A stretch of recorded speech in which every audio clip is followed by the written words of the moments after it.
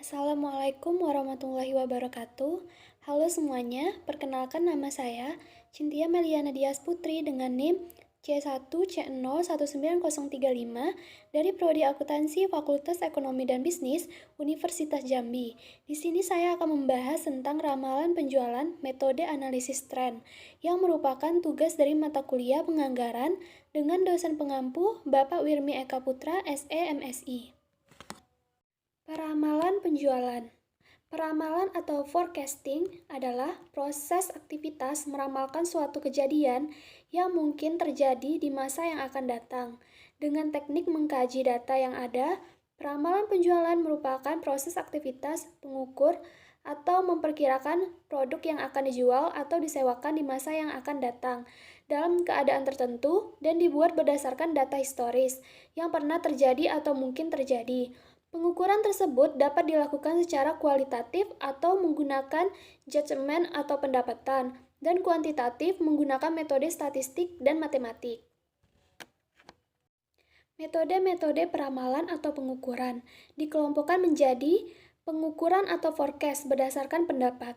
Pendapat-pendapat yang dipakai sebagai dasar melakukan forecast adalah: pertama, pendapatan salesman. Salesman diminta untuk mengukur apakah ada kemajuan atau kemunduran segala hal yang berhubungan dengan tingkat penjualan pada daerahnya masing-masing.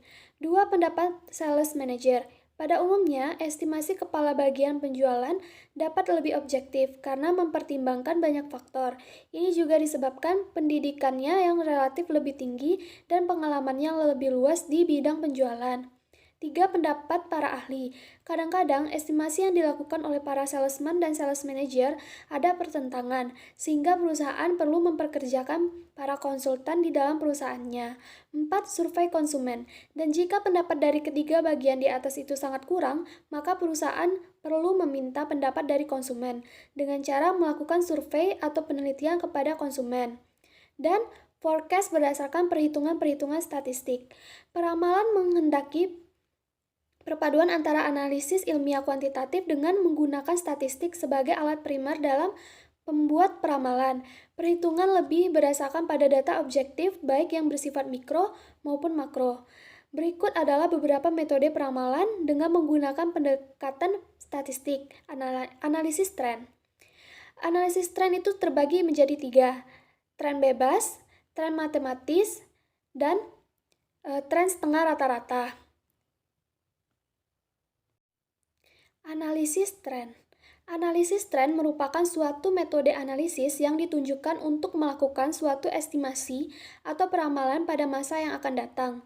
Tren adalah suatu gerakan atau kecenderungan naik atau turun dalam jangka panjang yang diperoleh dari rata-rata perubahan dari waktu ke waktu.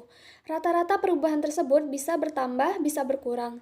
Jika rata-rata perubahan bertambah disebut tren positif atau tren mempunyai kecenderungan naik. Sebaliknya, jika rata-rata perubahan berkurang disebut tren negatif atau tren yang mempunyai kecenderungan menurun.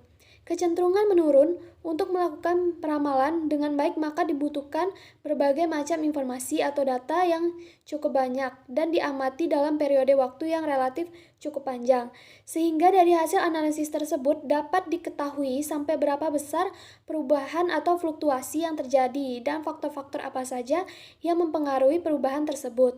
Semakin banyak data yang dikumpulkan, maka semakin baik pula estimasi atau peramalan yang diperoleh. Sebaliknya, jika data yang dikumpulkan sedikit, maka estimasi atau peramalan yang akan dilakukan akan semakin jelek. Kegunaan analisis tren, pertama yaitu sebagai pedoman kerja, kedua sebagai alat pengkoordinasi kerja, yang ketiga adalah sebagai alat pengawasan kerja yang membantu manajemen dalam mencapai tujuannya perusahaan. Metode perhitungan analisis tren. Ada beberapa metode yang digunakan untuk perhitungan dari analisis menggunakan tren, yaitu pertama, metode garis tren secara bebas atau freehand method. Metode garis tren bebas ini merupakan suatu cara penerapan garis tren tanpa menggunakan rumus matematika. Meskipun demikian, garis tren tidak bisa ditarik sembarangan, melainkan harus menggunakan pertimbangan-pertimbangan tertentu. Namun, penggambaran garis tren menggunakan cara ini kurang memenuhi syarat ilmiah dan tidak bisa dipertanggungjawabkan, sehingga jarang digunakan. Untuk data yang kecenderungan garis bisa berbeda-beda, jika digambarkan oleh orang yang berbeda, maka akan salah, sehingga metode ini kurang tepat untuk pengambilan keputusan manajemen perusahaan.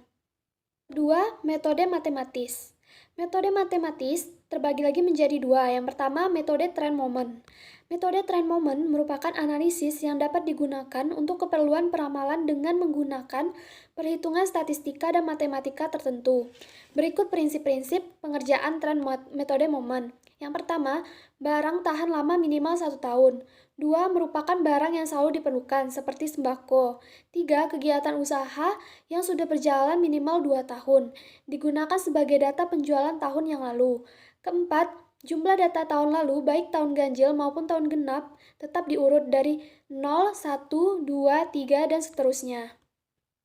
Yang kedua, metode trend kuadrat terkecil atau least square method. Metode least square ini adalah suatu metode yang paling luas digunakan untuk menentukan persamaan tren data.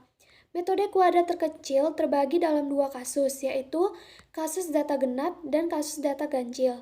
Metode least square paling sering digunakan untuk peramalan karena perhitungannya lebih teliti. Metode least square menggunakan cara-cara perhitungan statistika dan matematika tertentu untuk mengetahui fungsi garis lurus sebagai pengganti garis patah-patah yang dibentuk oleh data historis perusahaan. Namun, metode ini sedikit berbeda dari metode moment. Yang selanjutnya, yang ketiga, metode setengah rata-rata atau semi-average method. Metode setengah rata-rata merupakan cara untuk menentukan model tren selain menggunakan cara kuadrat terkecil. Pada metode ini, dari sekelompok data dibagi menjadi dua bagian yang sama. Jika jumlah datanya ganjil, maka data yang di tengah dapat dihilangkan atau dapat pula dihitung dua kali. Ada 3 jenis data semi rata-rata. Pertama, data ganjil-ganjil, yang maksudnya adalah banyaknya keseluruhan data berjumlah ganjil, dan banyaknya data dalam kelompok juga ganjil. Dua, data genap ganjil, yaitu banyaknya keseluruhan data berjumlah genap, dan banyaknya data dalam kelompok berjumlah ganjil. Tiga, data genap-genap, yaitu banyaknya data keseluruhan, dan banyaknya data dalam kelompok berjumlah genap. Baiklah, sekian penjelasan singkat saya tentang ramalan penjualan analisis tren. Mohon maaf jika ada kesalahan. Terima kasih. Wassalamualaikum warahmatullahi wabarakatuh.